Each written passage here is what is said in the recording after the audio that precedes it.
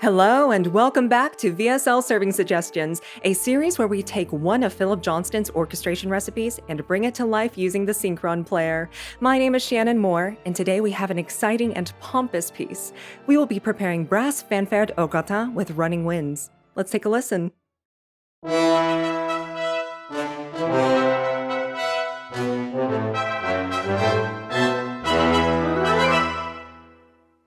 Before hopping in, if you haven't seen our intro video yet, make sure you check it out. All of the basics are explained there, and it will help in adding some extra flair to our fanfare. Alright, let's dig in. In order to get more control over the sound, we decided to create individual instrument tracks for the combined brass instruments again. If you start with the MIDI files from the VSL Serving Suggestions, you can just skip the step, as we already prepared everything for you. If you prefer to start from scratch from the original orchestration recipe's inputs, turn these combined tracks into individual tracks. The easiest way might be to take the tuba track and copy it twice. The bass trombone will play one track, the other will be played by the tenor trombone and transposed one octave higher. In the end, it should look like this. Don't forget that the bottom line is played back with two instruments, and also the first bar of the trumpets line is shared by two trumpets. Now for the woodwinds. All woodwinds playing in octaves use the wide mixer preset in the same two articulations, a legato for the run and a staccato note. Technically, this means that there is no legato transition into the last note, but as this is the climax of the piece, we want to utilize the staccato patch for a pronounced ending. Only the oboe will continue to play a normal legato with a shortened note. As always, we are looking for some variety, and this makes all woodwind notes connect seamlessly for our final chord. These woodwind runs only cover one bar, so the phrasing will be very straightforward. Use velocity for the final staccato notes and then create a crescendo leading to this note. The run leading to the last note and climax of this piece has to end with maximum volume. Therefore, we added maximum velocity crossfade and expression to all of our woodwinds. To increase the dynamic intensity of the run even further, we automate the timbre adjust fader. This also allows us to balance the woodwinds to sound more fluty, and the clarinets never get to the maximum value, not on my watch anyway. We will also use our humanization slider and reassign values to around 43, and as soon as we put all of these woodwinds together, our woodwind run sounds like this. One last tip. You can see here that even though the last note is a very short note, we did not cut the length of the note, so the staccato sample will not be cut and completely played back as is. Now let's move on to our fanfare trumpets. We already split our trumpets into 3 individual tracks, so now we can choose the instruments. Trumpet 1 track is assigned to first trumpet, trumpet 2 is assigned to second trumpet, and trumpet 3 is assigned to first trumpet again, where we just added some adjustments to the tone to imitate a third trumpet player. As you can see, trumpet 1 and trumpet 2 play back exactly the same note in the first bar, so it is absolutely necessary to use different instruments here, otherwise phasing effects will occur. All of our trumpets will use the Velocity Crossfade Sus dynamic preset and the wide mixer preset. Step 2. Preparation. If we check the input from Philip, we see that the fanfare trumpets play exclusively staccato notes. If we assign the staccato patch to our player, the first bar sounds like this. We want the last note to be played back longer, so replace all last notes in all of our trumpets with the Portato Agile patch to get this sound.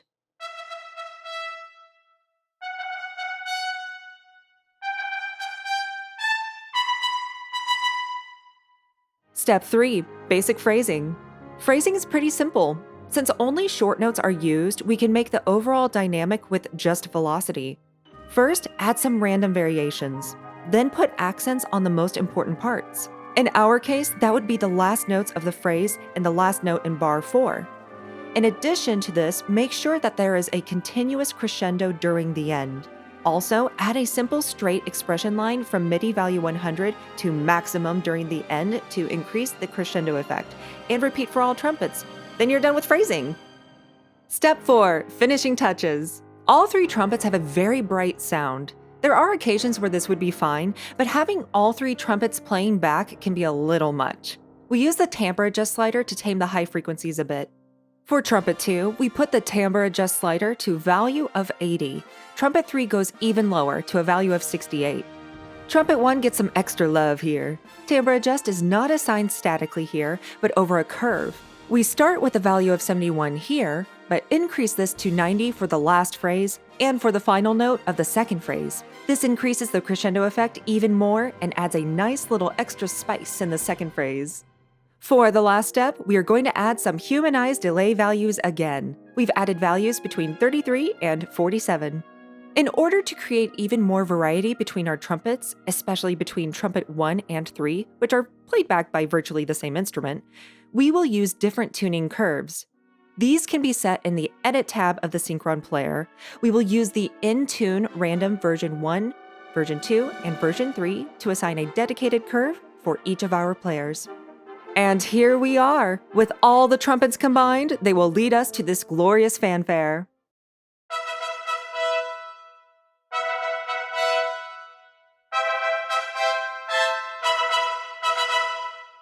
So let's come to our bass foundation. We use trombone 1 for the higher octave and bass trombone combined with tuba, doubling 1 octave lower. As always, we use the Velocity Crossfade Sus dynamic preset for this instrument group. Until now, we use the wide mixer preset for all of our other instruments, but here we make some exceptions. The bass trombone keeps the wide preset, and the tenor trombones has the classic preset, so it is clearly positioned to the left of the bass trombone. The bass tuba has the ambiance preset. Like all bass instruments, it sounds better with slightly more reverb, as it is further down the stage and the wavelength of the low frequencies is longer, so they hit the walls and fill out the whole stage. All three bass instruments use a combination of sforzatissimo patches for all longer notes, which are in the beginning of bars 1, 2, and 4, and staccato patches for all other notes. As the whole brass section plays fortissimo all the time, we are not using velocity crossfade with curves, but keep the value at maximum the whole time for our bass group.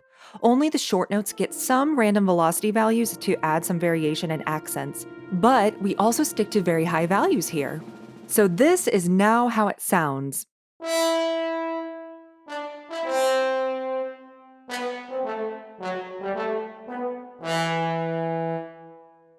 The sforzatissimo articulations have some bite and no natural decay set, so we use the timbre adjust slider to soften these longer notes and add a decay in the end. Now add crescendo with the expression slider to drive the whole phrase towards the climax in the last bar. We now add some humanized delay with values between 15 and 30 again. Just set a higher value for the bass trombone and the tuba, since they should not start on the exact same note at the same time. And we are almost done. As the last fine-tuning step, we are adding in some variation at the end by adjusting the note lengths. This is especially important that the notes don't fade out to almost nothing, but rather stop on a very high velocity level. So stopping everything all at once needs to be avoided in this case.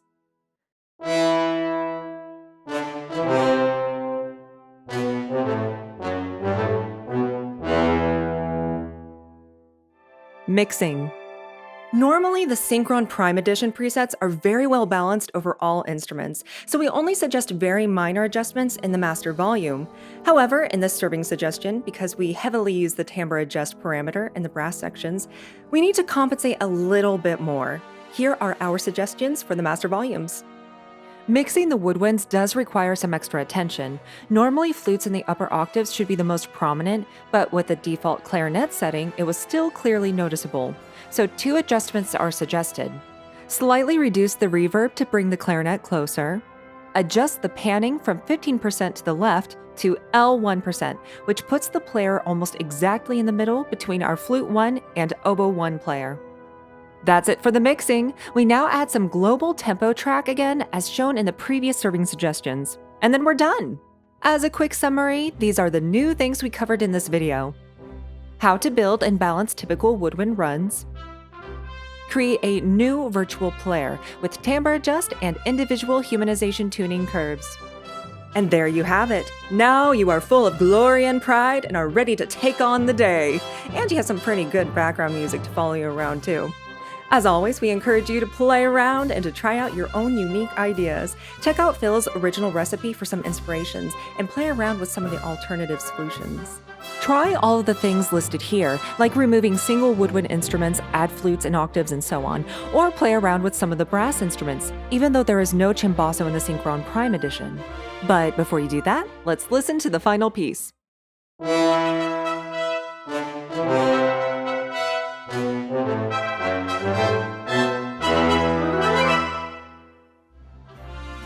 Do you know what this sounds like? Some really great music for an announcement, which we just so happen to have for you. Soon we will have a video showing you how you can use the serving suggestions with any of our big Synchron collections. We will demonstrate how to bring in the cimbasso along with some other possibilities, as suggested by Philip.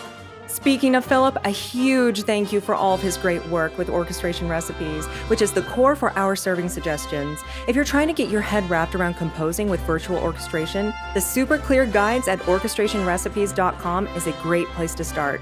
And thank you for listening, watching, and following along with this tutorial.